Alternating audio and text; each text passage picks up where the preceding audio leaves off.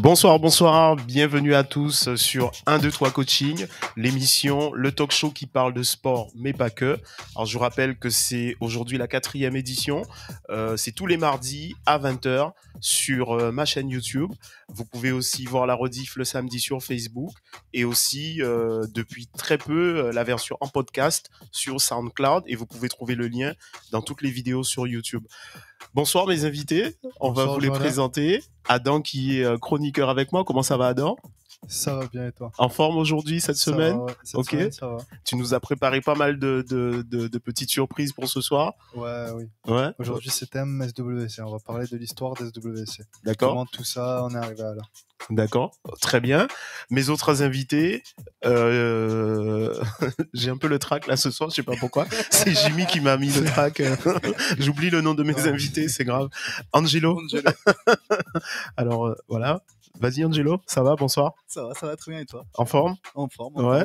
Donc toi, tu vas nous parler un peu de ton parcours. Tu es l'invité sportif d'aujourd'hui. Exactement. Ouais. Donc chaque semaine, il y a un sportif qui va venir parler un peu de son expérience, de ce qu'il fait, de son travail, de sa passion pour le sport, du coaching aussi parce que tu en fais.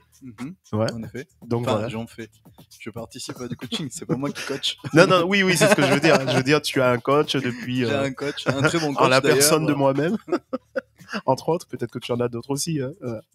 Voilà, oui, en effet, du coup, de mon côté, je pratique pas mal de sport. Ouais. Et du coup, j'aurai le temps de t'en parler tout à l'heure. On aura le temps d'en parler, de débriefer. Notre invitée, masseuse praticienne. Bonsoir. Bonsoir. Comment tu vas ? En forme ? Je vais très bien, merci. Et alors, c'est Giovanna. Oui, Giovanna. Tu as un prénom original, ça vient d'où ? Je suis italienne. Italienne, super. Donc toi, tu fais des massages thaï. Alors quand j'ai préparé la chronique, je me dis, moi j'adore les massages thaï, j'en ai fait en Thaïlande. J'adore les massages tout court. Et tu pratiques depuis beaucoup d'années Je pratique depuis 3 ans. Et je pratique les massages thaï Nuat Borang, qui c'est les massages traditionnels. D'accord. Tu vas nous en parler ce soir. Alors je profite pour faire un petit coucou à la société Cocoon, dont tu fais partie et dont je fais partie. Oui, tu veux leur dire un petit mot ? Alors rapproche un petit peu le micro. Oui, je dis à toute l'équipe Cocoon bonsoir. Bonjour. À Rodolphe. Oui, à Rodolphe, surtout et à Béatrice aussi. Voilà. Rodolphe qui nous a mis en contact quand je lui ai dit que je cherchais des... Ouais. voilà. Donc écoute, merci d'avoir répondu en tout cas présent. Merci à vous de m'avoir invité. Voilà, et je pense qu'avec toi on va apprendre plein de choses, d'autant que vous savez que les sportifs adorent les massages. Donc, quand je parle des sportifs, je parle des coachs, mais je parle aussi des gens qui font du sport, parce qu'évidemment le sport, ça crée des lésions, ça crée des tensions. Et moi, pour avoir fait du massage, comme je te disais, j'étais en Thaïlande, et c'est vrai que je me faisais masser tous les jours. Ah ouais. Alors c'est vrai que c'est pas les mêmes tarifs, hein, on est en France, c'est pas pareil, mais c'est vrai que c'était un pur bonheur. Adam, qu'est-ce que tu en penses toi des massages ? Thaï, j'ai jamais eu l'occasion d'avoir ce service, mais ce que j'ai fait moi c'est de l'ostéopathie. D'accord. C'est pas tout à fait des massages. Il y a une part qui est... Il y a une part où il y a un peu de manipulation au niveau articulaire, mais la seule chose que j'avais fait, c'était de l'ostéopathie. J'aimerais bien essayer quand je t'entends dire ça. Tu t'es jamais fait masser ? En fait, non, Thaï, jamais fait. Juste à part de l'ostéopathie, jamais. Et du musculaire de temps en temps, mais voilà. Angelo voulait dire quelque chose ? Moi, de mon côté, j'ai déjà essayé les massages thaï, notamment en Thaïlande, et j'ai pas une bonne expérience pendant le massage parce que c'était très très fort. Et du coup, on te rend pas la tâche facile. Non, mais là, je vais t'expliquer pourquoi. Le massage en lui-même était pas doux du tout. D'accord. Il m'a fait craquer l'épaule, il m'a fait craquer le dos, partout. Mais une fois que j'ai terminé le massage, je me sentais vraiment comme sur un petit nuage. J'étais au songe. D'accord. Vraiment, je vais te demander je vais t'embêter un peu, mais garde le micro très près parce qu'il est voilà. Et donc toi, tu as déjà testé les massages thaï. Moi, j'ai testé. Alors c'est vrai que en tant que sportif, moi j'aime bien quand ce sont des massages qui sont un peu rudes, parce que c'est vrai qu'on a des tensions musculaires des fois qui sont très fortes. Et c'est vrai que le massage thaï, ça m'a plu. Parce qu'effectivement, il y avait un côté où on m'attrapait, où on me tirait dans tous les sens. Et au-delà de ça, je trouvais que c'était vraiment bénéfique. Donc, alors, on va faire un truc. Tu voulais... Vas-y, je te passe. Ben, je suis tout à fait d'accord avec toi et je comprends très bien aussi que certaines personnes peuvent avoir une expérience un peu entre guillemets négative en Thaïlande parce que déjà nous en Occident on n'est pas du tout habitué à ce type de massage et justement ici on apprend aussi la progressivité dans nos massages, c'est-à-dire qu'en Thaïlande souvent on peut tomber dans des salons où les personnes sont vraiment des bourrins. mais ici, bon, moi, mon approche, c'est quand même d'avoir un toucher très intense, mais en même temps très progressive. Du coup, ça me permet d'aller à toucher la tension musculaire, mais sans presque que la personne se rende compte, entre guillemets. Mais tout à fait, moi aussi, j'adore les massages thaï parce qu'il y a cette côté d'aller à défaire les nœuds musculaires. Du coup, tout à fait, voilà. En effet, c'était pas une mauvaise expérience en Thaïlande, hein. C'était une très belle expérience. Il se rattrape. Non, mais j'ai pas dit que c'était une mauvaise expérience, mais j'ai dit que c'est des massages qui sont assez rudes. C'est vrai que ce sont des massages qui sont efficaces. Ce sont des massages assez rudes et je pense on en reparlera tout à l'heure, hein. C'est vrai qu'on a attaqué direct sur les massages, mais c'est vrai que il y a des massages plus doux, je pense. Il y a des massages qui sont un peu plus rudes. Je pense que tu nous parleras tout à l'heure quand tu seras à l'honneur. Tu l'es déjà, mais voilà. Ok. On va commencer donc par le zoom sur Adam. Allez. Du coup, alors moi, je comptais parler de l'histoire des WC, comme je t'ai dit tout à l'heure. Ouais. Vas-y. Ouais. Du coup, alors moi, déjà, les deux dernières chroniques, qu'il y a eu, j'avais déjà parlé de l'activité Le Calisthenics. J'avais parlé ensuite de l'activité d'SWC, plus ou moins ce qu'on faisait au niveau commercial, donc les offres, les cours, les coachings, etc., les offres qu'on faisait. Et là, c'était plutôt un peu l'histoire de SWC, de tout ça, d'où ça vient. Et je sais qu'il y a beaucoup de personnes qui, autour du club, autour du Calisthenics, même en général, qui pratiquent avec nous ou non, qui me demandent généralement, et là en gros je voulais clarifier la chose. Donc alors à la base ici à Marseille, on a beaucoup de niveaux. En France, dans le street workout, le calisthenics, Marseille c'est un bon pôle et la Côte Sud c'est un bon pôle de niveau. Entre Marseille et Nice et Cannes, c'est un bon pôle de niveau dans le workout, dans la discipline. Ici il y avait donc Eric Ortiz, c'était un gars qui était là il y a 7-8 ans, qui a gagné premier champion du monde de la discipline. Donc ce gars était champion du monde en 2016, il s'est entraîné quelques années, il a fini champion du monde en 2016 et il a développé une activité autour de ça ici dans la ville. Moi je me suis entraîné avec lui, donc j'ai appris auprès de lui quelques mouvements, etc. Ensuite petit à petit, lui ce qu'il a fait c'est qu'il était parti ailleurs pour travailler ailleurs, à l'étranger, se déplacer. Et en 2018, moi, j'ai fait une compétition, j'ai fait petit à petit des compétitions et c'est ici que j'ai gagné la première place, c'est ce que je t'avais dit la dernière fois. Ah, c'était un titre régional, c'est ça? Régional en 2018. Ouais.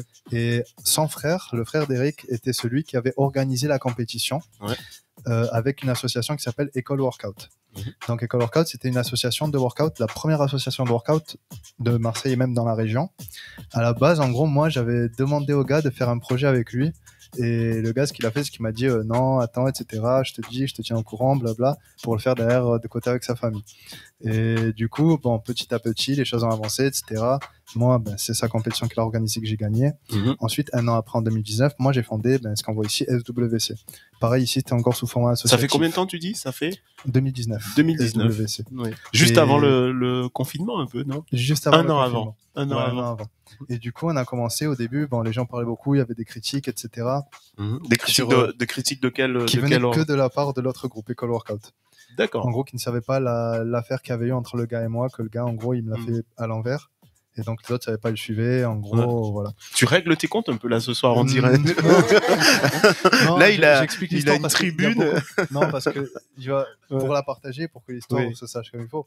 Et du coup, voilà. Et en fait, petit à petit, il y a eu, nous, ce qu'on a fait, en fait, ce que j'ai fait avec SWC, ça, c'est un des principes, c'est que par rapport à École Workout, qui était plus comme une communauté, un groupe de pratiquants, nous, ce qu'on a fait, c'était essayer d'adapter, donc faire un club et l'adapter pour tout public, pour le grand public, pour les athlètes, pour tous. Et ce qu'on a fait de différent, c'était que auprès de l'autre association, généralement, il y avait une chose, c'était que c'était les gens du même niveau. Les gens plus forts, ils étaient jalousés, les gens moins forts, ils étaient mis de côté, exclus. Et nous, ce qu'on a fait, c'était vraiment partir sur du service. Donc, on peut offrir à tout le monde, adapter aux débutants, proposer des offres pour les gens qui sont plus forts, des événements, et satisfaire le plus de personnes possible en restant quand même dans la discipline. Petit à petit, les gens sont venus avec nous, etc. Et donc, et que le workout a arrêté peu à peu. En même temps, on en parle depuis quelques temps, puisque tu es le spécialiste un peu de tout ce qui est calisthénique, mais moi, je dis street workout pour ceux qui écoutent, parce que c'est un terme qui est peut-être qui est utilisé plus récemment, plus couramment. Oui. Tu es un peu le spécialiste de ça, et c'est vrai que on le dit depuis trois émissions maintenant, ça a le vent en poupe, peut-être même un peu plus des fois que les salles de sport, tout ce qui est street workout, tout ce qui est entraînement en extérieur, depuis le confinement en plus. En fait, il y a 2 points. Il y a le point déjà le point du Covid. Le point du Covid fait que les gens veulent plus s'entraîner en extérieur ou plus avoir d'espace. Le point de Marseille aussi, qui est une ville où il fait bon presque la majorité du temps dans l'année. Du coup, et le cadre de vue qu'on a, par exemple, la structure au Prado, montagne, mer, les gens aiment bien voir ça. Et aussi le côté un peu social, par exemple, je vais voir que au début, en fait, la musculation a été développée comme sport, activité physique pour le grand public. Et aujourd'hui, il y a beaucoup d'autres activités qui se développent. Par exemple, le calisthenics, il peut avoir le yoga, il peut avoir des tas d'autres activités. Le yoga se développe beaucoup, le crossfit. Et donc, les gens vont aller piocher sur ces différentes activités. Avant, il y avait que la musculation qui était développée et qui, à la base, est plus faite, par exemple, pour hypertrophie, force. Et moi, je m'entraîne en hypertrophie, force. Je vais à la salle, par exemple, de temps en temps. Et ce que j'ai aussi, c'est que, par exemple, sur un public comme des adultes et des femmes, je vois, par exemple, qu'il y a beaucoup plus qui veulent venir en extérieur pour avoir ce lien social. Déjà, c'est ce groupe, pour moins se sentir oppressé dans une salle, d'avoir les charges, le côté sombre de la salle, plus être en extérieur, lumineux, c'est plus naturel. Et avec sûr. Aujourd'hui, la crise écologique. Tu as Angelo qui a une question, je crois. C'est ça, en fait. Tout à l'heure, je voulais rebondir sur ce que tu disais. Les street workouts, je connais de loin, mais je m'y connais pas trop dans ces sports. Mais notamment, quelle est la différence entre les street workouts, ce que tu peux retrouver dans le CrossFit? Quelle est la grosse différence? La différence principale, ça va être qu'au CrossFit, en gros, au CrossFit, on va faire un travail quantitatif et au street workout, un travail qualitatif. C'est pas pour dire, par exemple, qu'il y a plus de qualité dans le workout, c'est plus dans ce qu'on recherche dans la performance. En gros, dans le CrossFit, ça va être plus au niveau endurance musculaire, il y aura du cardiovasculaire, mais ça va être plus sur de l'endurance, alors que nous, ça va être plus sur la forme des mouvements, le strict et le côté un peu plus force, mais moins endurant, plus d'intensité. Donc nous, on va avoir sur des mouvements plus d'intensité, mais on va être moins endurant, et on va pas faire par exemple de wood où on va tenir, mais au CrossFit, par exemple, ils vont faire plus de wood, mais ils vont aller moins chercher de l'intensité ou de la forme précise dans les mouvements. Donc au final, l'effet qu'on peut dire sur le public que ça va avoir, ce sera que si par exemple je veux me défouler et faire une activité cardiovasculaire et me donner à fond et mettre de l'énergie, de l'énergétique, je vais faire du CrossFit. Si maintenant je veux faire un travail musculaire, apprendre de nouveaux mouvements, de la posture, du gainage, peut-être que je vais privilégier le workout par exemple. C'est ces deux choses-là. Mais d'accord, ça peut se compléter aussi. Moi j'ai pas mal de gars du CrossFit qui viennent. Oui. Tant mieux. Et je crois que Angelo, d'autant plus que tu fais de l'escalade, donc je pense que ce sont des sports qui à mon sens, prennent de l'ampleur. Je rencontre de plus en plus de gens qui font de l'escalade. Au cabinet de kiné où je travaille, que je salue, Baba, il y a un des kinés qui fait de l'escalade, et j'ai l'impression aussi que ce genre de sport, comme tu disais, à Marseille, une ville ouverte, où il fait beau, moi j'ai remarqué que par exemple les arbres ne perdent toujours pas leurs feuilles, on est en automne, on est presque à la mi-automne, donc ça veut dire qu'il y a vraiment un climat qui est favorable. C'est vrai que l'escalade, c'est devenu à la mode récemment, mais notamment à Marseille, on a les plus beaux endroits du monde pour faire de l'escalade, avec les Calanques, Sougitan, Morjou, Cassis, pour faire de la Grande-Voie ou de la Couenne, c'est parfait. Et notamment pendant le confinement, vu que les gens ils pouvaient pas forcément aller en salle, et même aujourd'hui avec le pass sanitaire, c'est un peu plus compliqué, et les gens ils préfèrent notamment faire des sports en extérieur, dont les street workouts et l'escalade en extérieur. C'est vrai que j'avais pas pensé au côté pass sanitaire, donc c'est vrai que les gens qui ne veulent pas se faire vacciner, il y en a, ils vont préférer aller faire de l'escalade où on demandera peut-être pas forcément le pass sanitaire, c'est ça?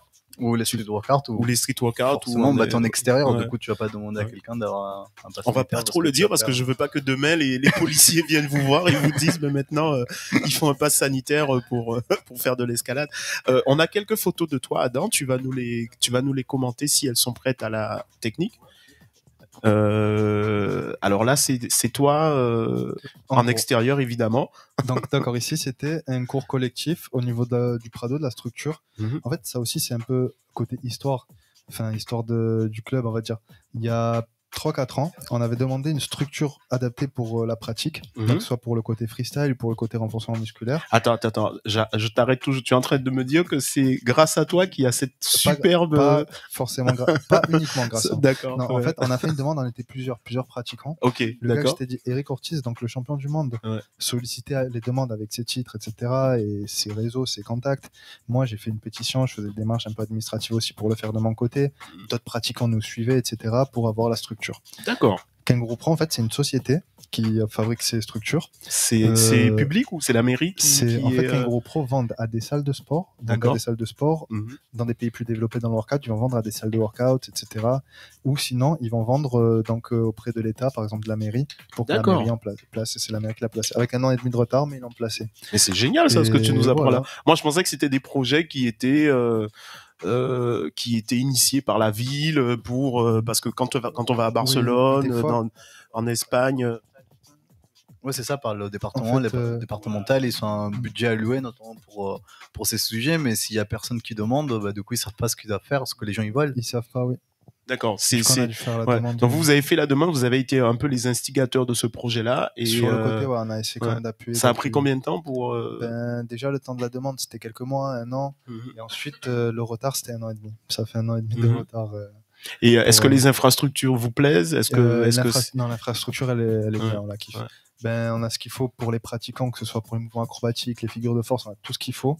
Après, il y a ce qu'il faut au niveau de renforcement musculaire. Par exemple, moi qui donne des cours là-bas, il y a ce qu'il faut pour plusieurs publics, pour tout type de public. Le cadre, mer, montagne, comme ça. Non, mais c'est sûr. Il y a tout ce qu'il faut.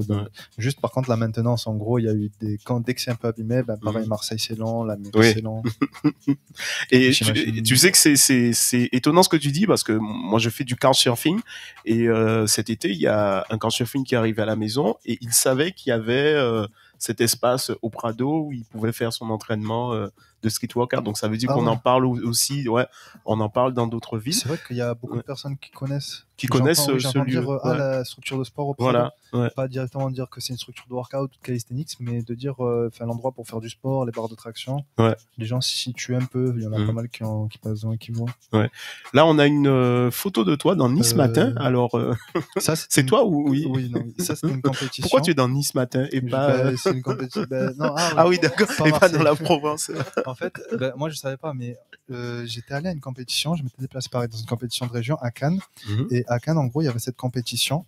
Je m'étais inscrit, j'ai participé. Et du coup, comme ça se passait là-bas, c'était organisé par des gars, Lucas Moreau, tout ça, les gars que je connais de là-bas.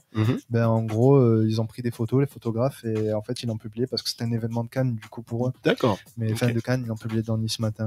Après, voilà. Bon, j'ai pas gagné celle-là. C'est pas celle où j'ai gagné. Mais tu as fait quand même tu as fait devant, peut-être. Tu as fait la couverture de Nice Matin. Ouais, peut-être que c'était le style, l'angle. Après, voilà. D'accord. Et je crois qu'on en a encore quelques-unes que tu vas nous commenter. Est-ce que c'est prometteur, tu l'as déjà dit, mais est-ce que c'est prometteur pour toi le calisthenics dans une ville comme Marseille? Je te dis qu'il y aura d'autres infrastructures qui vont peut-être dans une ville comme voir Marseille, le jour. Oui, en fait, dans une ville comme Marseille, il y a beaucoup de personnes qui sont. Marseille, en France, je trouve que c'est une bonne ville dans le sens où on peut beaucoup attirer de monde pour pratiquer en extérieur. Et en extérieur, du coup, c'est là où on va plutôt faire des exercices au poids du corps.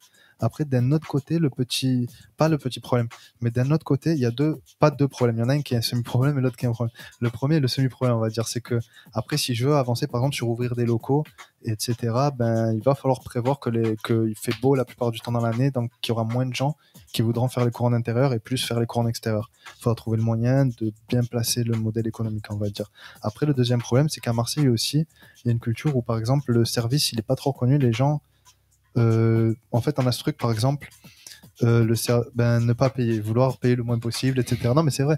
Et par exemple, les gens n'ont pas conscience qu'un service, c'est aussi par exemple, un service, tu vois, t'as pas de produit, tu peux pas le palper à la main, comme quand j'achète une bouteille ou quelque chose de matériel, je peux le palper, c'est quelque chose que j'ai acheté. Du coup, là, ça a la valeur échange. Mais un service, je vais moins le voir, c'est moins visible, comme c'est moins visible pour l'échange monétaire, et donc les gens vont moins avoir tendance à vouloir acheter. Et ça donne Moi, j'avais une question juste pour les gens qui voudront faire de street workout. Où est-ce qu'on peut faire le street workout à part au Prado et à Borelli? Je crois qu'à Borelli aussi, il y a une infrastructure pour faire du sport en extérieur, mais à part sinon à Marseille, où est-ce qu'on peut en pratiquer? À Marseille, alors il va y avoir Prado, il va y avoir Borelli comme tu as dit. Après, sinon, je sais, on va dire, s'il y a des barres de traction, je sais qu'il y a le Obscur, 3e endroit, qui est un peu plus au nord de la ville. Il va avoir un parc au niveau de... Je sais qu'il y a un parc à Castellane où il y a quelques structures sportives. À Lumini, ils ont fait des installations maintenant aussi. Tous les étudiants, ils peuvent s'entraîner là-bas. D'accord. Après, sinon, j'ai plus les autres parcs de tête parce que je m'entraîne beaucoup au Prado. Ce qui est bien, c'est que ça fait que le sport est accessible à tous. Parce que, comme tu veux dire, il y a aussi le coût des personnes qui ne peuvent pas forcément, des étudiants dont tu as parlé, qui n'ont pas forcément les moyens pour s'inscrire dans une salle de sport ou faire des séances de coaching. Ils peuvent quand même. Ou encore faire du crossfit. Voilà. Est-ce que, Giovanna, est-ce que tu as des gens qui viennent te voir? Je t'ai surpris, elle allait s'hydrater et question. Est-ce que tu as des gens qui viennent te voir qui font du street workout et qui veulent par exemple se faire masser? Alors non, j'ai pas cette expérience-là. Non, pour l'instant non. Mais ça pourrait être effectivement en public. Ouais, oui, parce que tout à l'heure, quand on est arrivé dans le studio, tu connaissais Angelo qui fait de la. Oui, c'était une soirée, donc peut-être que justement ce que je voulais dire, c'était de la danse. J'imagine ça rejoint. En fait, j'essaye de faire un lien entre ce qu'il disait Adam quand il parle de l'aspect commercial. Peut-être que toi, quand tu sors, quand tu vas, tu n'hésites pas à dire aussi que tu fais des massages. Bah oui, bien voilà. sûr, ouais. Donc c'est vrai que tu pourrais être amené à rencontrer des sportifs. Personnellement, moi, je trouve que c'est quelque chose qui leur ferait beaucoup, beaucoup de bien. Absolument. Ouais. Les sportifs ne sont pas, que ce soit ceux qui font du street workout, puisqu'il y a des blessures, il y a des tensions. Quand je vois tout ce que vous faites, les vidéos que tu nous as montrées, le corps, il est constamment. Et souvent, ils ne connaissent pas, en fait. Ils ne savent pas qu'ils peuvent avoir des massages qui les aident au niveau musculaire et tendino-musculaire. Parce que souvent, on a l'image du massage seulement de la relaxation, choses comme ça. Et du coup, voilà, c'est un point qu'on peut développer, effectivement. Est-ce que tu fais du sport? La question. Alors, j'ai fait beaucoup de sport quand j'étais petite. Ouais. Je faisais de la gymnastique au niveau des compétitions. D'accord. Et après, j'ai quitté vers 11 ans pour reprendre vers 14 ans. Heureusement, je dirais, parce que comme ça, je me suis pas abîmé les physiques. Tu faisais quoi comme sport, tu as dit? Gymnastique. Gymnastique, d'accord. Ouais. C'est pas très très loin. Exactement. C'est quand même très très musculaire, effectivement. Du coup, voilà, il y avait ce côté-là. Et après, j'ai fait de l'escalade moi aussi un peu. Ici à Marseille, d'ailleurs, j'avais commencé ici à Marseille. Ouais. Et après, j'ai dû arrêter un peu pour des tendinites que j'ai développées au niveau des bras. Et avec mon travail, j'ai dû privilégier les travails. Voilà. Alors, Angelo va nous dire tout à l'heure, est-ce qu'il y a des blessures aussi? Est-ce qu'il y a des tensions, des tendinites quand on fait de l'escalade et comment on peut prévenir ça? Tu fais de la salsa aussi? Je t'ai entendu chuchoter. Ouais, j'ai fait de la salsa et aussi de la danse orientale. D'accord, voilà. Très bien.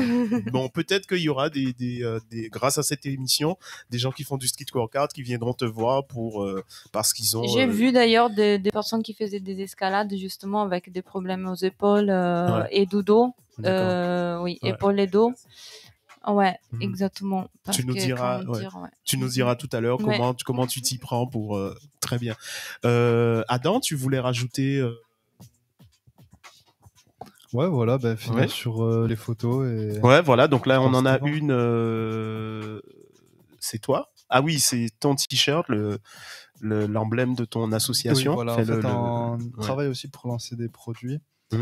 Pour l'instant, les produits seraient des t-shirts. D'accord, donc là, c'est une marque, en fait. Oui, là, on l'a fait par exemple, j'ai pas dit... Putain, mais t'es un vrai chef d'entreprise. Hein, non, j'ai pas dit en détail, mais en fait, voilà, l'association, parce qu'on peut pas faire ça il y a des choses qu'on peut pas faire par association. C'est pour ça que j'ai fermé l'association pour transformer en société, pour pouvoir faire un aspect plus commercial. Mais j'essaie toujours de garder des réductions, des offres pour les anciens membres. Il y a des réductions des privilèges. Même, j'en profite pas, par exemple, pour monter les tarifs, ce genre de choses. Ouais. Mais voilà, donc ce que je fais, c'est pour pouvoir avoir un côté plus de produits, plus de services. Et là, il va y avoir les t-shirts, il va y avoir du matériel sportif. Ouais. Et je sais, comme tu voulais en parler aussi, le coaching en ligne. Oui. Je sais qu'il y a dans l'idée, pas de faire du coaching en ligne, mais plutôt de mettre des programmes suite à YouTube en ligne. Donc des vidéos sur YouTube avec des programmes, etc. Ou plutôt des tutoriels, des explications. Et ensuite, en vendre quelque chose de un peu plus détaillé. Mais après, je t'en parlerai. Mais bien sûr, pour moi, ça reste toujours coaching service. Plus adapté, et ce qui va être en ligne ou même en programme vidéo acheté, peu importe, sera du moins et ce sera moins adapté, c'est logique. Mais on en parlera après. C'était ça qu'il y avait de supplémentaire. C'est super, Adam. Merci pour ta chronique. De toute façon, tu es là, tu restes avec nous, tu interviens quand tu veux. On va passer au top et flop. Le top et flop, c'est les coups de cœur et les coups de gueule. Donc, mes invités doivent préparer un coup de cœur et un coup de gueule. On va commencer par toi, Giovanna. Est-ce que tu as un coup de cœur, Bon, coup de cœur, c'est à chaque fois que j'arrive à aider une personne à soulager ses tensions. Voilà. Ils te font des cadeaux, ils te... Bon, moi, j'ai travaillé aussi en entreprise avec les massages et effectivement, les personnes, des fois, elles m'amènent des bonbons, des choses comme ça. Voilà. C'est excellent, ça. Voilà. D'accord, super. Voilà. Ouais. Ils sont reconnaissants. Oui, absolument. Oui. Coup de gueule? Coup de gueule, bon, chaque fois que les mecs ne comprennent pas que c'est un massage habillé, qu'ils veulent autre chose, ça c'est vraiment, c'est vraiment très très frustrant pour moi des fois. Comment tu fais pour gérer ces situations? Bon, en fait, désormais, je les reconnais par la voix. Du coup, je coupe très court. Oui, quand ils m'appellent au téléphone. Ouais. Et du coup, je les reconnais de suite et je coupe assez vite. Mais voilà, ça c'est un problème du massage thaï, malheureusement.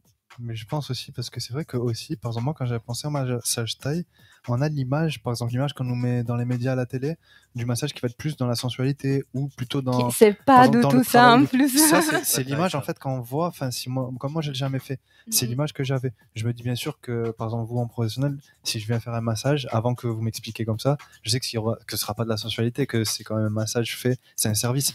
Mais je me dirais que ce serait plus, comme vous avez dit tout à l'heure, de la détente, de la relaxation. Mais j'aurais pas pensé que ça aurait été un côté articulaire, comme tu m'as dit tout à l'heure. C'est aussi de la détente, hein. C'est pas qu'on casse pas seulement les jambes. Mais donc tu as différents types de massages. Tu pratiques aussi des massages chinois, des choses comme ça, ou pas du tout? Non, je fais de la réflexologie plantaire aussi, mais quoi, la réflexologie plantaire? Ouais, voilà. Alors, on voit qu'il y a beaucoup de questions dès qu'on parle de massage, et c'est vrai que c'est la petite anecdote qui était ton flop. C'est un peu rigolo parce que oui, effectivement, un massage, c'est une profession, c'est un métier, c'est un bien-être, et je comprends ton coup de gueule. Angelo, coup de cœur? Moi, mon coup de cœur par rapport au sport, c'est que là, en fait, pour parler de blessure, je m'étais blessé à l'épaule. Et je me suis fait une déchirure en faisant de l'escalade, mais aussi du MMA, parce que je fais pas mal de sports de combat. Et pendant très longtemps, là, pendant 3 mois, j'ai pas pu faire du sport du tout, vu que j'avais très très mal, même pour mon bras, j'y arrivais pas. Et là, dernièrement, depuis, oui, c'est vrai, j'aurais pu venir te voir pour le coup. J'ai fait pas mal de kiné en échange. Et là, j'ai repris à fond. Du coup, je suis très motivé. Là, je fais du coaching avec Jean-Alain et du coup, je suis un régime pour ma remise en forme, parce que pendant 3 mois, quand je fais pas de sport, du coup. Et je peux dire que c'est vraiment un très très bon élève. Il écoute ce qu'on lui dit, ça fait plaisir. Quand on lui dit, voilà, tu fais ce régime, il fait les courses, il achète ce qu'il faut. Et j'avoue que ça fait plaisir de voir qu'on suit quelqu'un et que la personne écoute nos conseils et que la personne est motivée. Vraiment, je tenais à te le dire. Ah, merci coach. Mais du coup, ça c'est mon coup de cœur de la semaine et du mois même, parce que là, ça fait un moment, ça fait depuis septembre que j'ai repris le sport, et là, je suis bien. J'ai pas encore repris les sports de combat, parce que je suis du coup les conseils de coach qui m'a dit d'attendre un peu et de renforcer tous les muscles aux alentours avant de reprendre. Ce que beaucoup de coachs ne font, ou de gens ne font pas. Hein.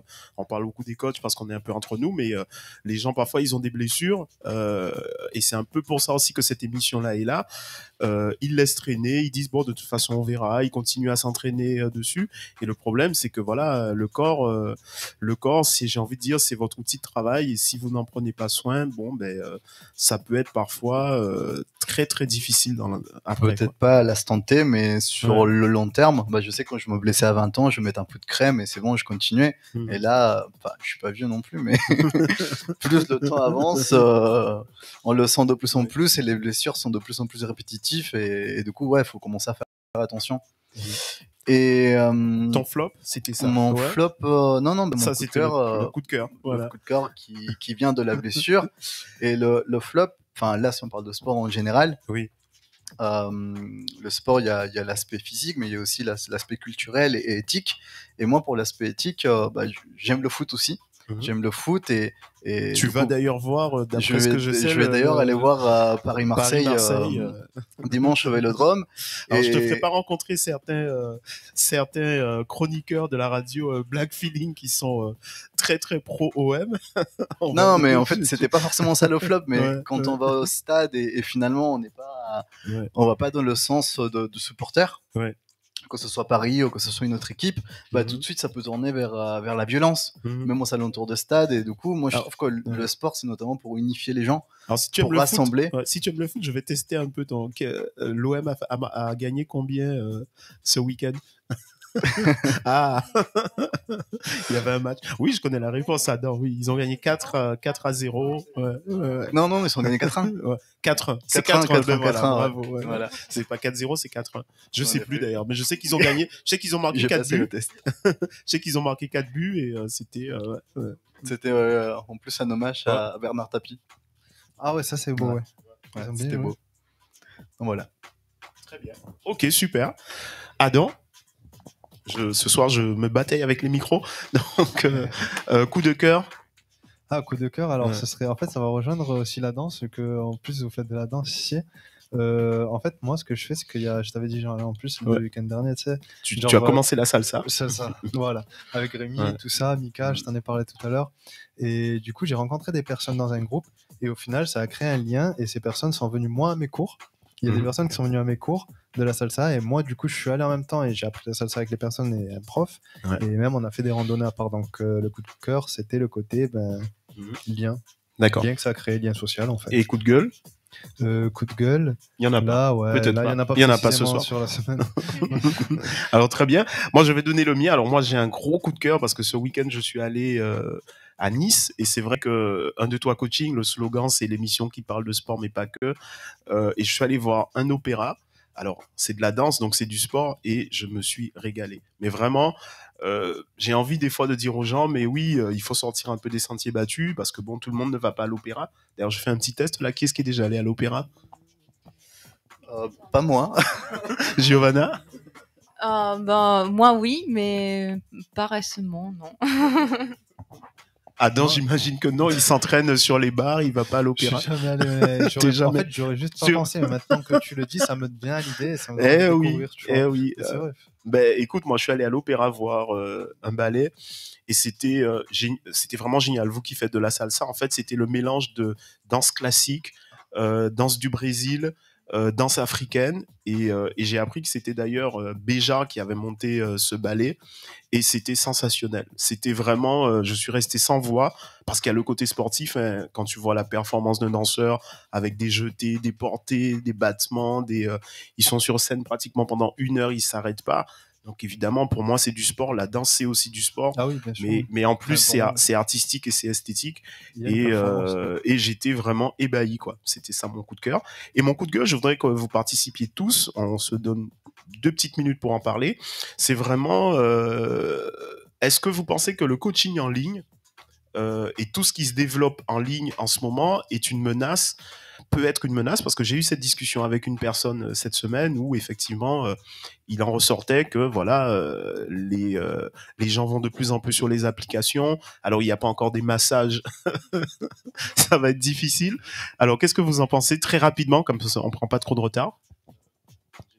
Moi ce que j'en pense c'est que il faut savoir s'adapter. Je pense que ça s'est beaucoup développé, notamment vis-à-vis de la crise Covid, où les gens devaient être confinés, ils devaient rester chez eux.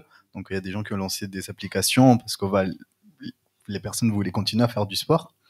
Après, on l'a vu notamment avec la crise Covid que ça allait pas.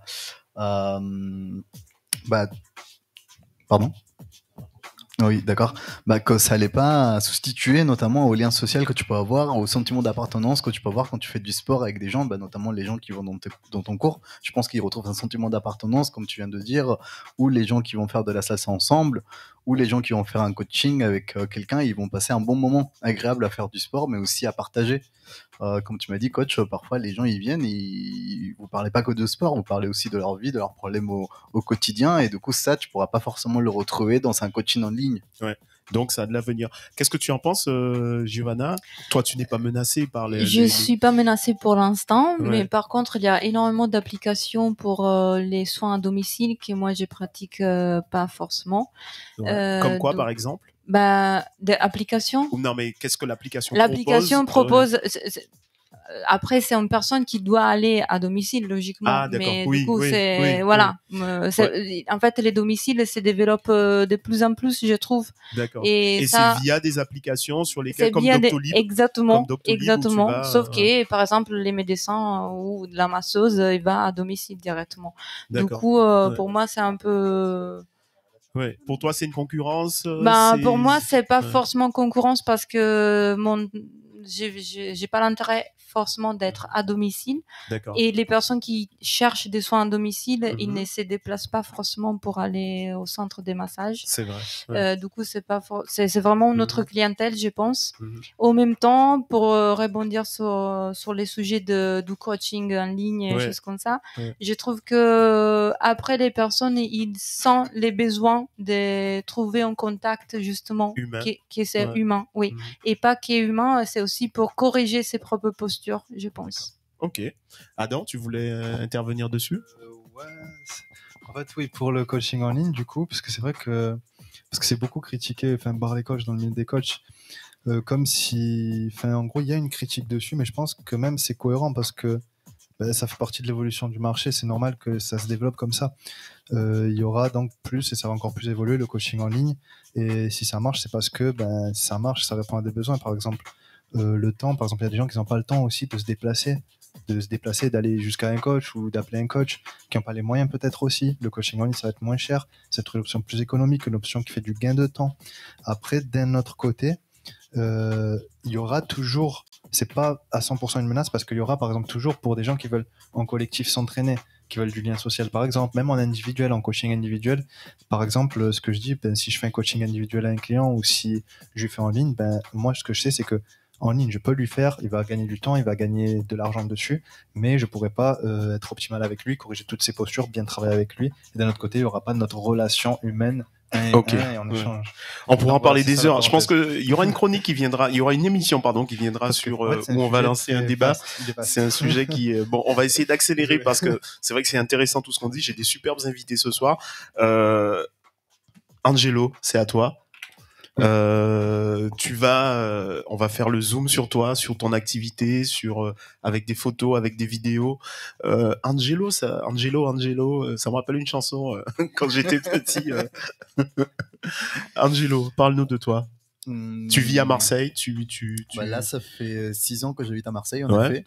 Et puis le sport, j'en fais depuis que j'ai 15 ans. D'accord.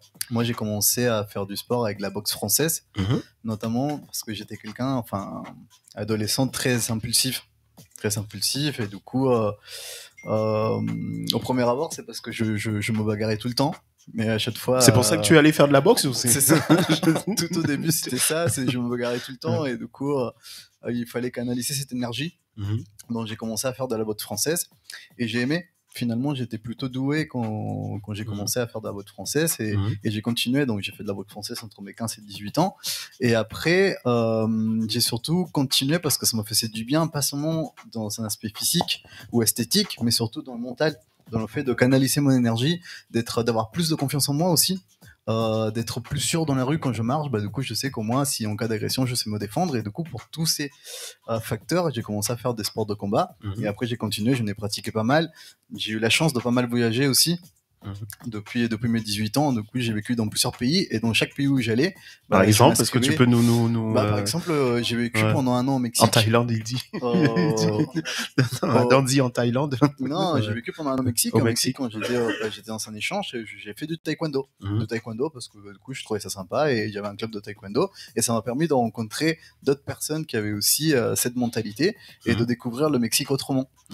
J'ai vécu en Australie et en Australie, j'ai des histoires à rencontrer, je pourrais t'en raconter pendant une heure. Tu reviendras. Mais en Australie, du coup, moi, je suis arrivé, j'étais dans une petite ville. Dans la petite ville, j'avais une salle de boxe anglaise pour le coup. Et finalement, le coach, il adorait la France. Il était venu en France au moins 6 fois. Quand il m'a vu, j'avais un accent très français quand je parle anglais. Et il m'a dit, ah, mais tu viens d'où? Je lui ai dit, je viens de Paris. Et là, on a créé un lien d'amitié et finalement, je suis resté chez lui pendant 6 mois. Parce que du coup je travaillais dans sa salle de et tu avais prévu tu avais prévu à la base de rester aussi longtemps. J'avais pas du tout prévu de rester aussi longtemps, j'avais pas du tout prévu de rester avec lui et finalement grâce au sport j'ai eu une très belle expérience en Australie qui m'a permis de découvrir l'Australie autrement comme un Australien. Alors, on va imaginer un peu ce que tu dis. Là il y a une superbe photo de toi que je vois à la technique où tu es dans les airs. Tu peux nous la commenter un peu, celle-là, c'est Là, pour le coup, c'est pour parler d'une autre de mes passions, c'est notamment l'escalade. L'escalade, j'ai commencé à faire de l'escalade il y a 4 ans à peu près. Au début, j'ai fait du bloc. Je sais pas si le bloc, c'est quand tu es en indoor. Ouais. Non, c'est quand tu es dans une salle. Indoor, en fait, c'est ça. Indoor, c'est ça. Indoor, et t'es pas attaché. T'es pas attaché. Du coup, tu vas monter des blocs des murs de 5 mètres. Tu as un centre qui est à Mazargues, je crois. Je sais pas si tu le connais. À Mazargues, tu as un centre qui s'appelle Alumni, il y en a un, mais à Mazargues, c'est boîte à grimpe. D'accord, oui. En tout cas, je sais que je travaille à côté. Il y a... moi, je suis inscrit à Arcos notamment. Arcos, qui est une salle de bloc. J'ai commencé par le bloc. Et après, là, la photo que tu vois, c'est que pendant le confinement, du coup, les salles étaient fermées. Et j'ai commencé à faire de l'escalade en extérieur. Et ça n'a rien à voir. C'est deux sports qui sont complètement différents. C'est-à-dire, les blocs et l'extérieur, c'est deux choses différentes. Les blocs et l'extérieur, ça n'a rien à voir. Tu peux être très bon au bloc et très mauvais à l'extérieur. Et puis, l'extérieur, tu as cette impréhension. Tu peux monter des murs de 40 mètres et du coup tu sais que tu tiens juste à une corde. Puis tu as différentes façons de monter. Tu peux faire de la queen et tu peux aussi faire de la montée en tête. Et en tête, du coup, t'es assuré, mais t'es assuré par le bas. Du coup, si tu tombes, tu peux tomber de 6 mètres. Donc, faut pas avoir le vertige, quoi. Déjà, quand tu dis si tu tombes, ça me rassure pas trop, moi qui ai le vertige, mais. Et après, tu peux faire aussi de la grand voie, et la grand voie, tu peux monter la Saint-Victoire, par exemple, la Saint-Victoire qui fait 600 mètres, tu peux monter les 600 mètres en faisant de la grand voie. D'accord. Par palier. D'accord. Donc, tu as fait de la boxe, tu as fait de l'escalade. Tu voulais poser une question, Adam? Ouais. Tu voulais poser une question? Oui, non, pas encore. C'était tout à l'heure en fait, mais au final tu as expliqué, mais c'était comment tu distinguais par exemple du coup en salle, l'escalade en salle avec l'escalade naturelle. Du coup, la grande différence, après tu peux aussi faire il y a du bloc et il y a aussi de l'escalade où tu es attaché en salle, où tu vas monter des murs beaucoup plus haut, de 15 mètres, de 15 mètres, mais du coup tu es attaché, et quand tu es attaché, tu sais que tu vas tomber, mais tu vas tomber de 30 cm. Il y a quelqu'un qui va t'assurer. Si tu as confiance dans la personne qui t'assure, normalement, tu es plutôt à l'aise. Mais c'est là, quand tu vas monter en tête, surtout quand tu es à l'extérieur, tu n'as pas de prise. Du coup, tu sais pas où tu vas mettre tes mains. Tu mets tes mains partout où tu veux. Et tu as différentes cotations aussi. Tu as des murs où ça va être très simple à monter. Oui, parce qu'en salle, en fait, on peut voir les prises. Qu'ils ont des différentes couleurs, du coup c'est plus facile les voir. Les choses qui est dans la nature, tu les vois pas. Tu le vois pas, en effet. C'est vrai que tu as raison, j'ai remarqué dans le centre que j'ai remarqué à Mazargues, il y a des couleurs. Et je me suis jamais posé la question de savoir à quoi ça servait. Mais c'est par les niveaux. En fait, d'accord. Il y a plus dur, moins dur. Ouais, d'accord, plus difficile, moins difficile. Et comme à l'extérieur, tu as des ouvreurs aussi qui vont ouvrir la voie, qui vont se dire cette voie elle est plutôt simple, de quoi elle va être cotée à 3, et cette voie elle est très dure, de quoi elle va être cotée à 7, 8, 9. Non, pas 9, je crois qu'on a une petite vidéo de toi en train de grimper. Tu vas nous la commenter aussi. Voilà. Donc là, tu étais où là? C'était bloc. Là, c'était Arcos. La reprise. Je t'ai expliqué. J'étais arrêté, je m'étais blessé. Et là, je reprends et. Ouais, on la regarde en même temps parce que c'est vrai que tu as le son. Donc là, tu grimpes difficilement un peu là, non? Là, j'ai un peu plus de mal parce que c'est comme je te dis, c'est la reprise et j'avais pas mal j'avais encore mal à l'épaule. D'accord. Mais là, oui, par exemple, c'est du bloc. C'est du bloc et là, c'est des murs de 5 mètres. Là, tu n'es pas attaché là. Et là, t'es pas attaché. Du coup, si tu tombes, tu peux tomber de 5 mètres. De pas très haut, voilà. D'accord. De pas très haut. Après, moi, ce que j'aime à l'escalade, c'est le moment où tu vas te lâcher et tu te dis, je vais pas réussir. Et finalement, quand tu y arrives, tu es fier de toi. Tu te dis, je l'ai fait. Parce que c'est quand même assez complet. Il n'y a pas que la force des bras. Tu peux très vite avoir les tendinites ou les bouteilles dans les avant-bras.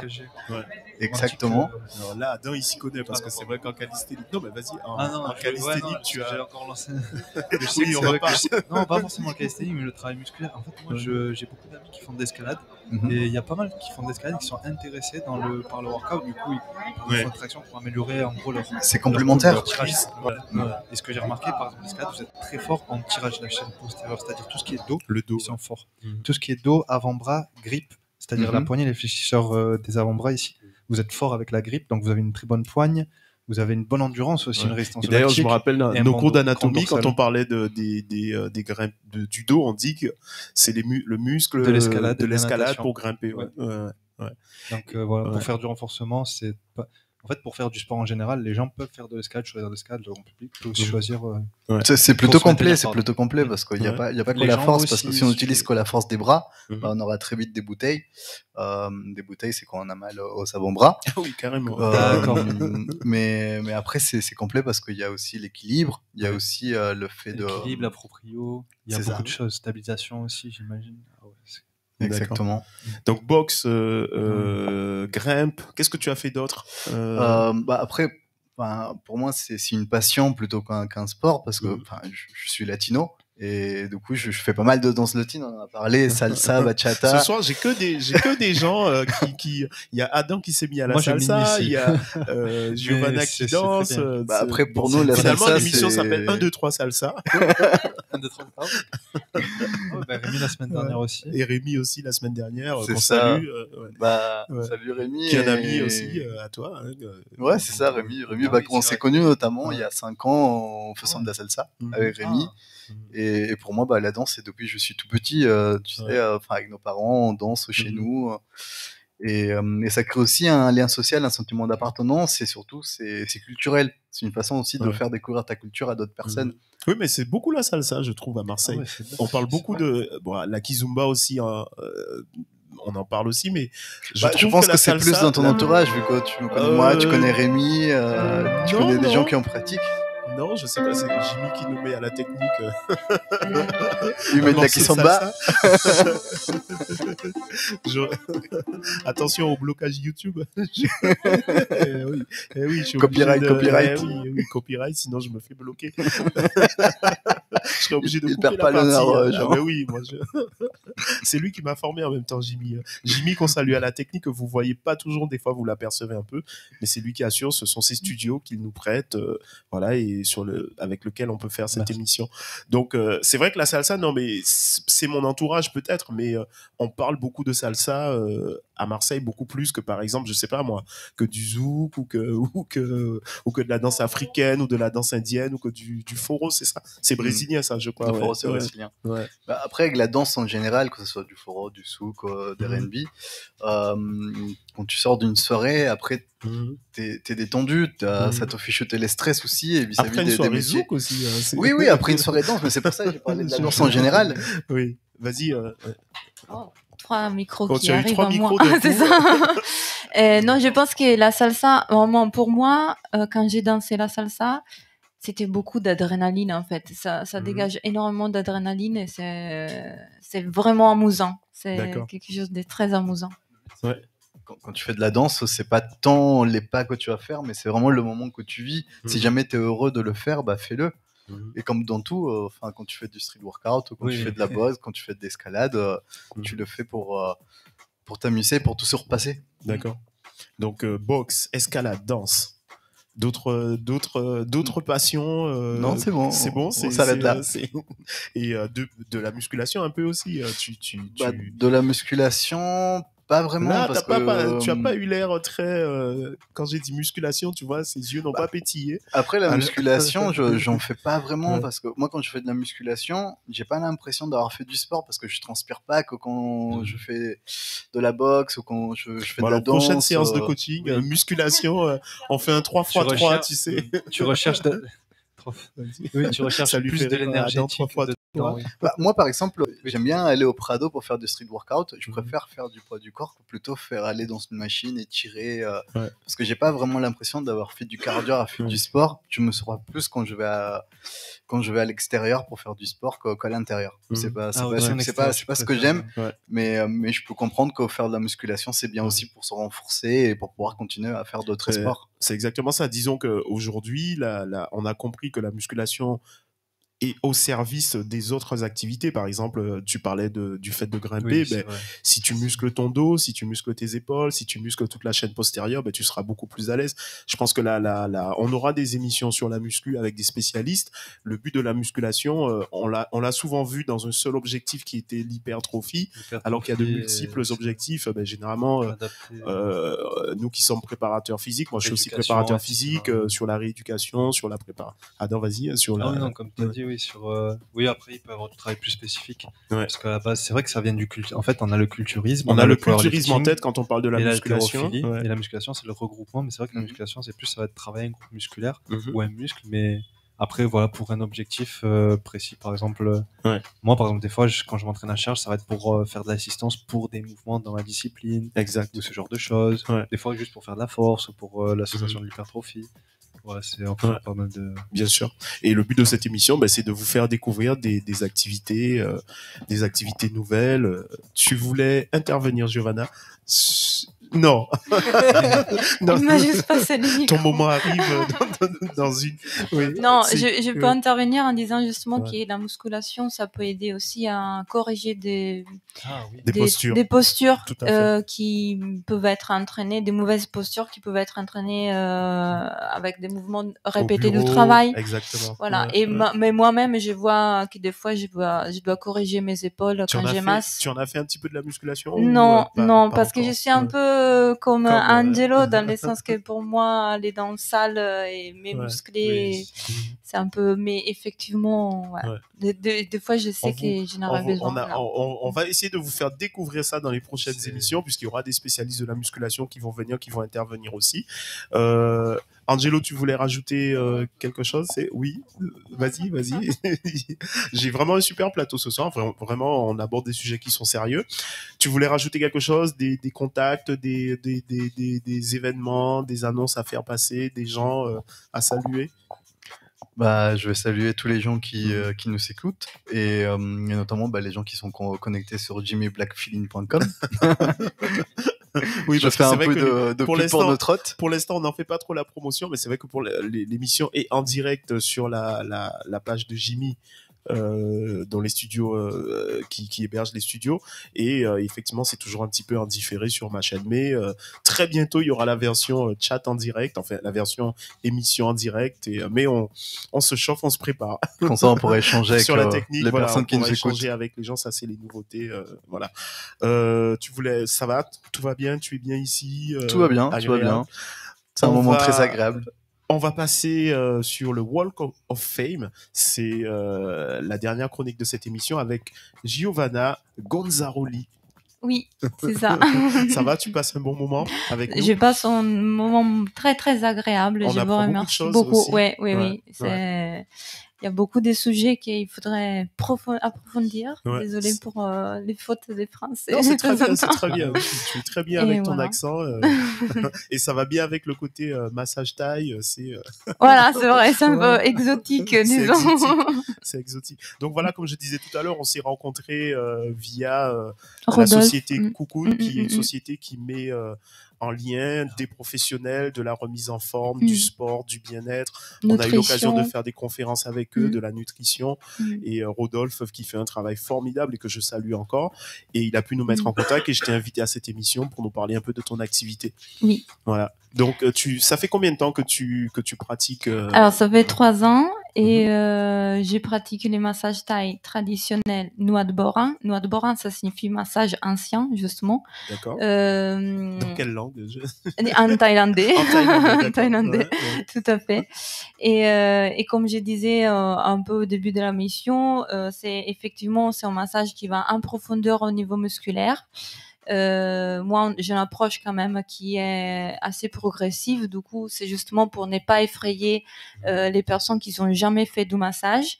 Mais c'est un massage qui, du coup, il mélange la relaxation mentale avec la relaxation musculaire. On peut avoir du coup des massages qui est de la relaxation. Et après, on peut aider les personnes à soulager vraiment des tensions. Ouais.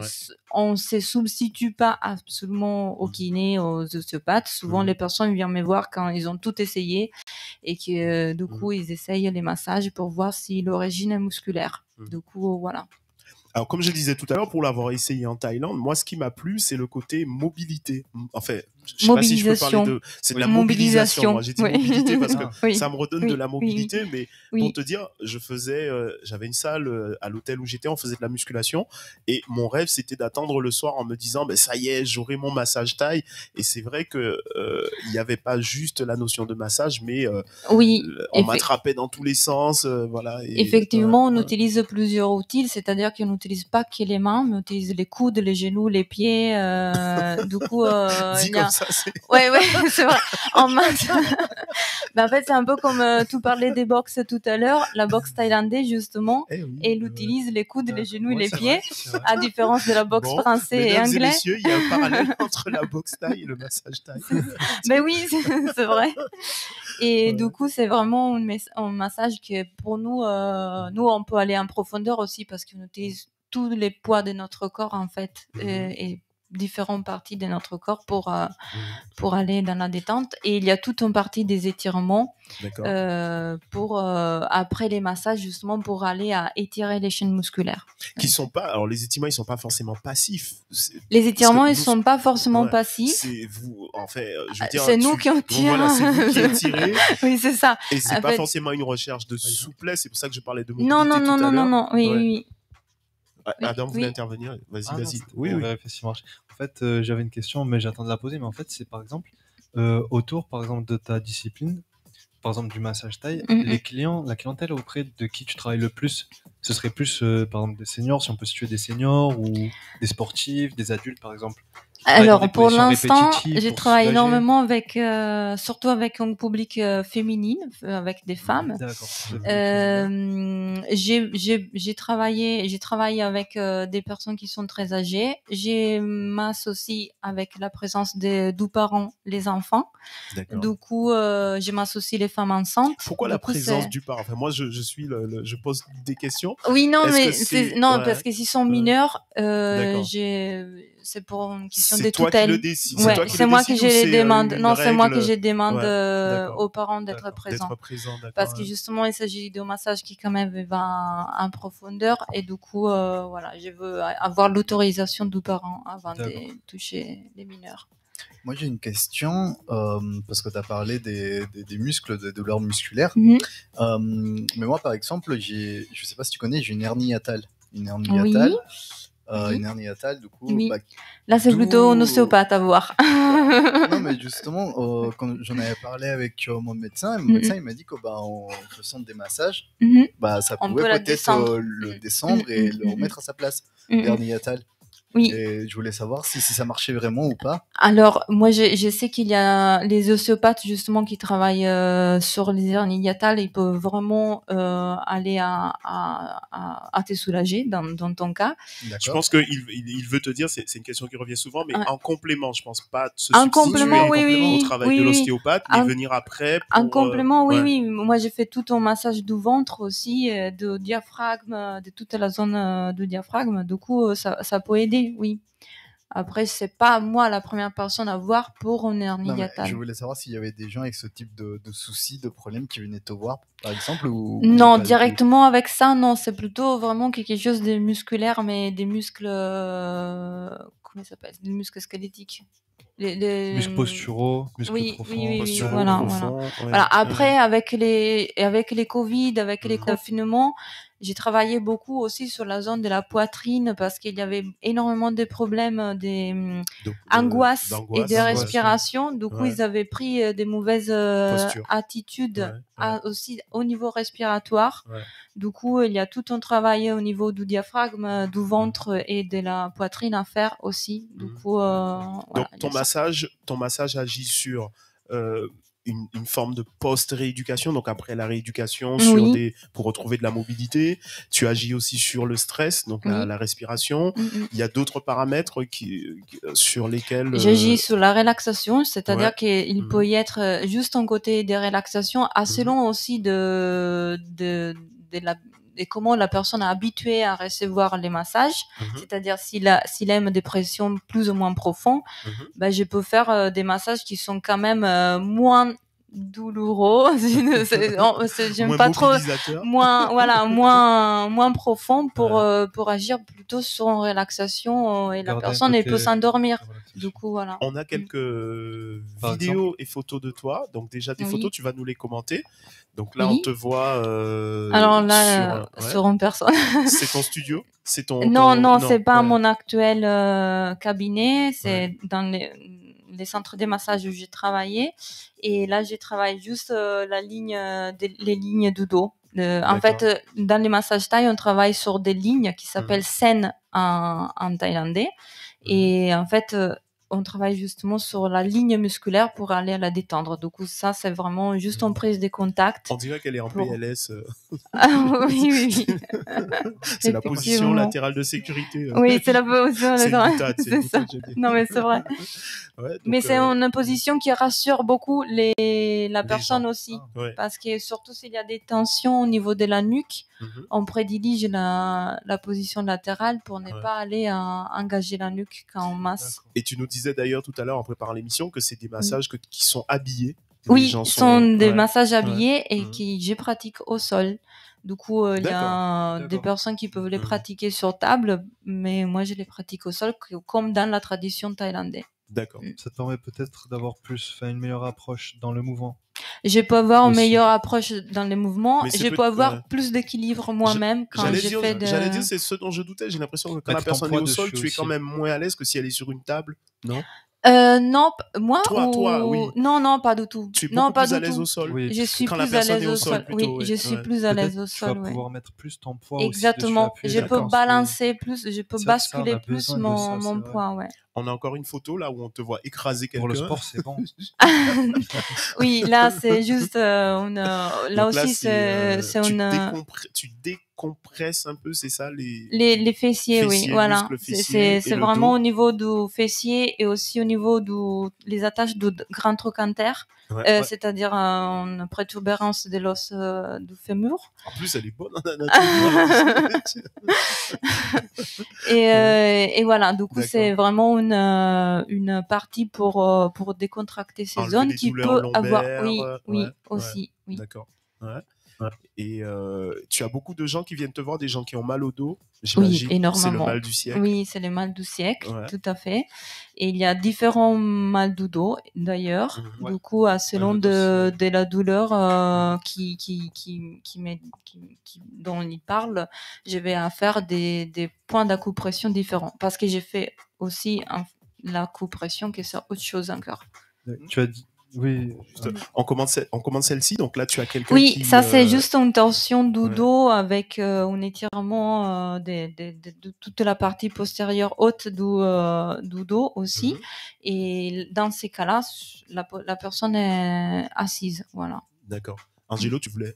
Oui, je voulais poser une question, c'est que d'après ce que j'entends, les gens quand ils viennent te voir, c'est qu'ils sont forcément mal quelque part. Il y a pas des gens qui viennent te voir. Non, pas forcément. Voilà, c'est pour ça que faire masser par l'oisier. Pas forcément. C'est pour ça que tout à l'heure je disais, ça peut être aussi de la relaxation, c'est-à-dire que il ne s'agit pas que de massage pour soulager des douleurs. C'est aussi vraiment un massage pour les personnes qui sont habituées à recevoir les massages thaïlandais. Ça peut être une relaxation pure. Du coup, voilà. Et c'est des massages qui durent combien de temps à peu près ?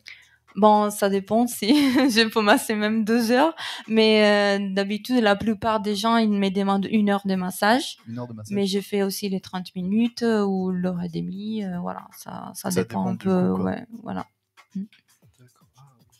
Du coup, si je comprends bien, par exemple, si on peut faire la différenciation entre les kinés et les ostéos, ce que tu proposes, par exemple, tu vas proposer quand même aussi quelque chose de technique où tu vas dérédir ou peut-être trouver des solutions à des problèmes au niveau des douleurs, mais en même temps, tu vas quand même rajouter un côté relaxation, détente en plus. Oui, tout à fait. Qui a la particularité du coup du massage. Par exemple, dans un ostéo, un kiné, ce serait plus du soin direct. Mais toi, tu vas avoir un service en plus qui va être un massage aussi. Voilà, et je prends la personne dans sa globalité. Pardon, excusez-moi. Non, mais ça va très bien. De toute façon, on n'a pas encore débordé, ça va. Mais c'est vraiment intéressant. Je dis que ce soir, comme les autres fois, mais ce soir, on a un plateau qui est super intéressant. Là, on a une photo où tu fais de la réflexologie plantaire aussi. Tu m'en as parlé quand on a été en contact. Est-ce que c'est quelque chose que tu as rajouté au massage taille ou est-ce que c'est inclus dans le massage taille? Non, alors dans le massage taille, il y a une partie qui s'occupe des pieds, c'est-à-dire que je vais amasser les pieds dans les massages taille aussi, c'est-à-dire c'est une partie très importante aussi parce que quand on travaille sur les extrémités, c'est pour ouvrir entre guillemets, ouvrir les extrémités, non pas forcément les chakras, mais ouvrir les extrémités pour permettre à l'énergie de sortir et de circuler aussi. Et dans les cas de la réflexologie plantaire, je ne propose pas les soins ensemble, mais je les fais séparément souvent parce que la démarche est complètement différente. C'est très différent. C'est-à-dire que dans la réflexologie plantaire, j'utilise des points spécifiques sur les pieds, mais pour aller à soulager des endroits ailleurs dans le corps. J'ai vu un schéma un jour, oui. Oui, voilà. Et c'est différent, ouais, j'ai vu ce schéma. En gros, par exemple, selon où on va appuyer, ça va être connecté parce qu'il y a beaucoup de nerfs. Du coup, ça va être connecté à d'autres parties. Exactement, c'est ça le côté différent, je pense, de ton travail. Oui. Qu'avec l'autre partie de ton travail, justement, ça sera directement aller sur le muscle, l'endroit. Exactement. Du coup, la réflexologie, il va travailler à distance. Et voilà. C'est pour ça que ça s'appelle réflexologie. Quand tu dis à distance, c'est pour ça qu'il s'appelle réflexologie, parce que j'ai travaillé en point, mais l'intérêt, c'est pas les points spécifiques, c'est que les points est connecté à un autre endroit du corps. On voit l'image, là, d'ailleurs, tu utilises les points, tu utilises les... Oui, ça c'est... Bon, ça s'appelle pompage cardiaque. Ça peut faire peur. Mais voilà, c'est pour stimuler... Parce que je crois que au niveau de nos pieds, on a les organes qui sont reliés, c'est ça? Oui, en fait, les principes, c'est que sur les pieds, sont réfléchis tous les organes du corps. Du coup, selon j'ai mes bases sur la carte des pieds, sous comment les organes ils se réfléchissent, je vais travailler l'organe selon du besoin de la personne. La personne peut venir parce qu'il a des allergies ou parce que il a des problèmes digestifs. Oui. Ouais. Je crois qu'on a des vidéos aussi que tu vas pouvoir nous commenter. C'est vraiment intéressant. Ouais. Alors là, tu nous la commandes. Donc là, c'est ah oui. Ah oui. J'ai la coupe.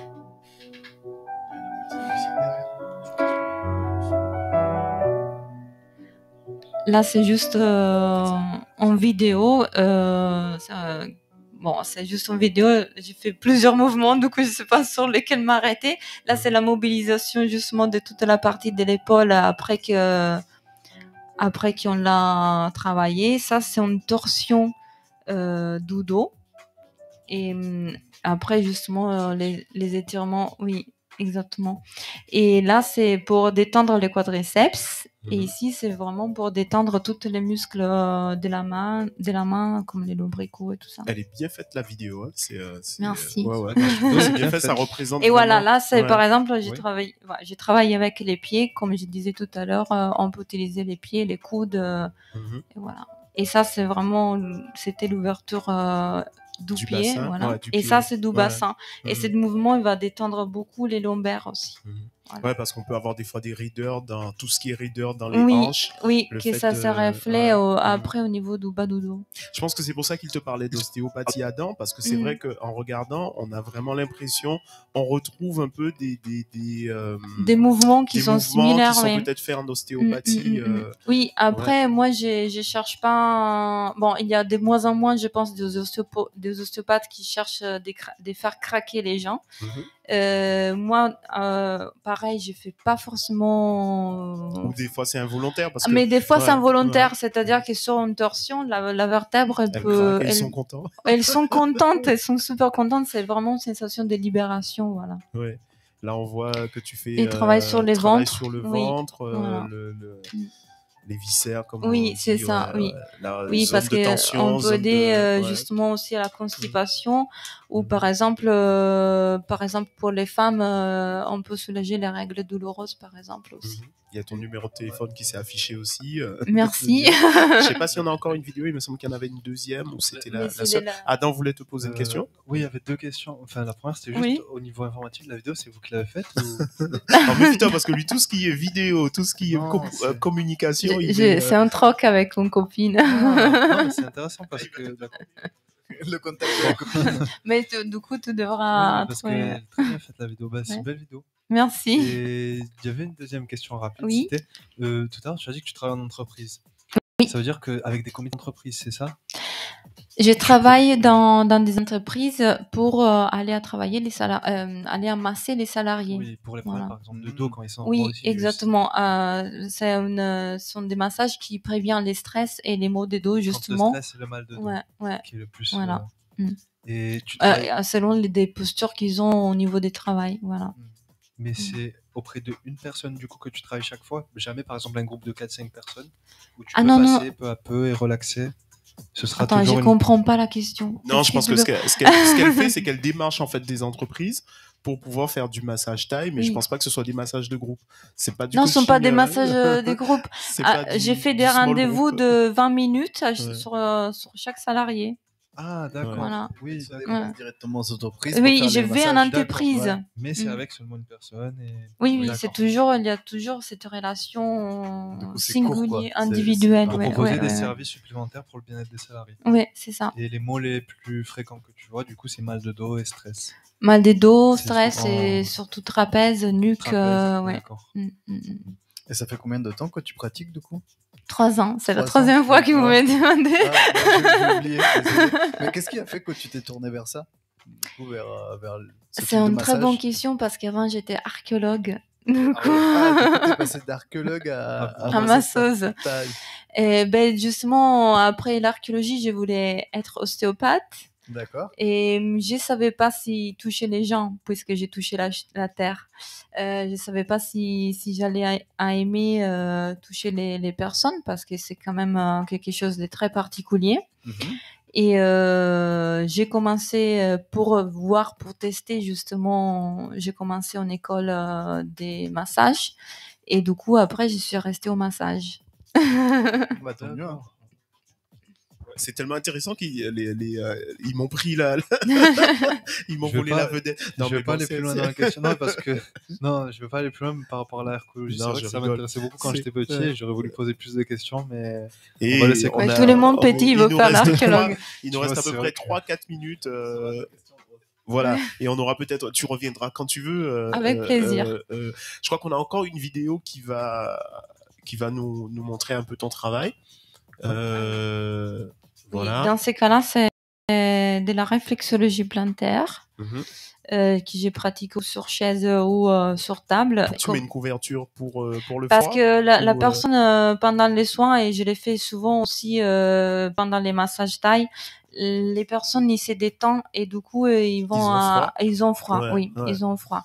Et aussi dans les cas de la réflexologie, ils peuvent avoir vraiment des frissons parce qu'on va travailler même si les gestes sont très doux, on va travailler vraiment en profondeur. Du coup, il peut y avoir vraiment des, voilà. Ah oui, là on voit le massage des pieds. Oui, oui, c'est pas un massage.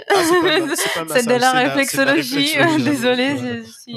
Non, tu as raison, tu précises. Assez long de, voilà, là je vais arrêter de travailler sur des zones spécifiques comme les zones des ovaires, des zones réflexes. En version podcast, vous voyez pas, mais le massage des pieds, enfin moi je sais que je l'ai fait en Thaïlande quand tu as marché pendant 3 heures. Ah oui, c'est vrai, c'est un tuerie. Et on voit encore des images, donc où tu dis, vas-y, commente-nous. Oui, là c'est un mouvement qu'on fait après avoir travaillé les systèmes digestifs, la zone réflexe du système digestif, et ça c'est toute la partie finale des relaxations. C'est vraiment la fin des séances en fait. On va retravailler sur la zone réflexe du diaphragme pour aller détendre. Et ici, c'est plutôt les muscles, la zone réflexe des muscles intercostaux. Voilà. Voilà. Ils sont pas là, les muscles intercostaux? Non, ils sont pas là, mais c'est la zone réflexe.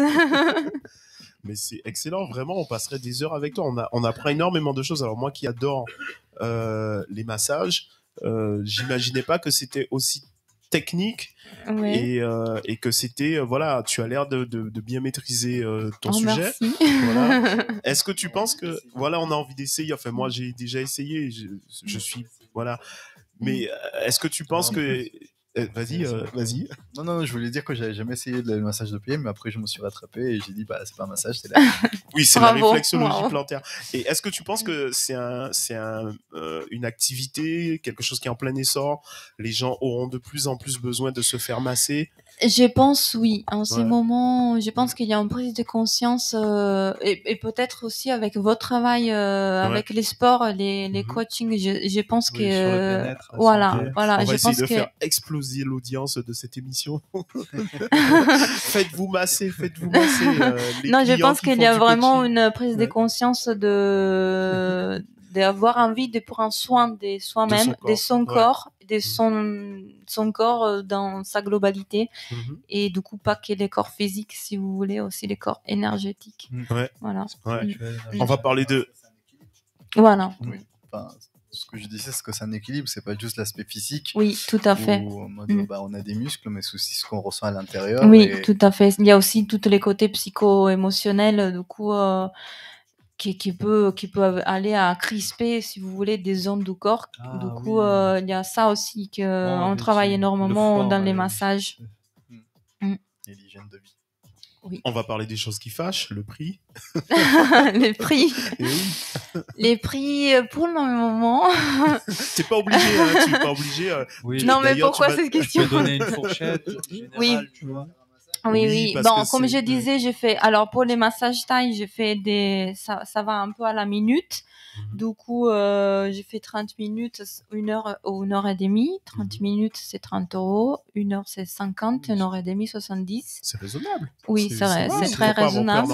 Ouais. Ce sont les tarifs généralement du massage. Oui. Et pour la réflexologie plantaire, j'ai fait 50 € et la séance, ça dure entre 45 minutes et 1 heure, 1 heure 10, selon tout besoin de la personne. Vas-y. On peut pas faire plus parce que sinon la personne se serait trop fatiguée. Oui, et puis il faut qu'elle revienne. Mais non, c'est pas ça le but. Je rigole. Non, mais c'est vrai que parfois, si tu fais un massage qui est trop long, moi, je pense que franchement, si j'avais les moyens, elle doit être habituée en fait. Elle doit être habituée à recevoir parce que sinon elle ressort vraiment fracassée. Alors justement, c'est quoi la fréquence selon toi? Alors moi j'aime pas trop parler de ça, et c'est une chose que j'ai dit aussi aux personnes qui viennent me voir, parce que je trouve que c'est bien qu'ils prennent la conscience de comprendre quand leur corps a besoin. Après je pense qu'une fois par mois, s'il n'y a pas de soucis, c'est une fréquence optimale pour avoir un bon suivi et pour avoir un bon ressentir les bénéfices. Oui, exactement, parce que souvent les personnes ils viennent quand ils sont vraiment en crise et du coup ça manque les côtés relaxation et c'est un peu dommage, je trouve. Est-ce que tu as des gens qui veulent venir? Vas-y, non, tu voulais poser une question? Non, c'était encore sur Non, mais ça peut intéresser des clients, c'est important de savoir du coup. Est-ce qu'il peut y avoir, par exemple, pour les clients du coup qui écoutent et qui voudraient venir, est-ce qu'il peut y avoir une prise en charge sécurité sociale, mutuelle, comme par exemple? Non, malheureusement, non. D'accord, c'est vraiment. Il y a des mutuelles qui de plus en plus ils prennent en charge la réflexologie plantaire et ils commencent petit à petit pour le massage, aussi les massages. Ça va être avec certaines mais ça commence, c'est vraiment au début et c'est pour ça je pense on revient à la question d'avant. Est-ce que les gens ils ont envie de se faire masser en ce moment? Oui, parce que aussi les mutuelles ils commencent à prendre en charge ça. Du coup, je pense que il y a une prise de conscience générale. Voilà. Je ne sais pas s'il y a encore des photos, des vidéos. Non, je pense qu'on a tout montré. Tu nous as parlé des tarifs, tu nous as parlé on a vraiment découvert à travers ton. Il y a plein de questions. Donc Adam, puis Angelo. Voilà, vas-y. Ah bah voilà, c'était en gros, par exemple, si des personnes veulent te contacter et venir te voir pour la réflexologie ou pour le massage, du coup, ben, si tu peux laisser tes coordonnées ou un site, quelque chose. On va dire la carte de visite que tu laisserais, par exemple. Voilà, alors, bon, mon nom et mon prénom, c'est un peu compliqué parce que c'est étranger, mais mon site internet. Il est affiché, bon, aussi. En version podcast, vous n'allez pas, mais vas-y. Mon site internet, c'est giovanna-ganzaroli.com et ils peuvent me contacter par email que c'est giovanna.ganzaroli@gmail.com ou sur Instagram aussi ou sur Facebook ou par téléphone. D'accord. Voilà. C'est ton site internet qui est très bien fait d'ailleurs, que j'ai vu. Qui est très bien fait aussi. J'ai un super webmaster. On sent que tu. Non, c'est pas. Non. Là, c'est vraiment une autre personne. C'est un professionnel. D'accord. Tu payes. C'est une amie aussi ou... Non, c'est un professionnel. Je la paye. D'accord. C'est très très bien. Est-ce que tu veux rajouter quelque chose? Est-ce que tu as un message à faire passer? Que les massages thaï est le meilleur massage du monde pour moi. Tu nous as convaincus. Enfin, moi, je l'étais déjà. Et je pense que aussi, je peux dire que moi aussi, de la réflexologie plantaire. Avec plaisir. Maintenant, en plus, on se croise dans les soirées salsa aussi, du coup, voilà. Et cette semaine, je serai en formation pour les femmes enceintes. Du coup, toujours les massages thaï pour les femmes enceintes. Quel est le bienfait toujours... des femmes enceintes? Pardon? Quel est le bienfait les bienfaits, c'est que les femmes enceintes, selon du trimestre, ils ont plusieurs problèmes.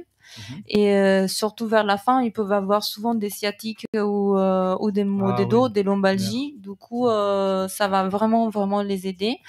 Et on a aussi, quand l'accouchement, c'est difficile à arriver, il y a des points spécifiques pour aider l'accouchement. Voilà. Mais vraiment, je te remercie vraiment d'avoir participé à l'émission. Moi, je trouve que tu as vraiment bien présenté ton activité. Merci. Merci d'être venu encore, vraiment. Merci à vous.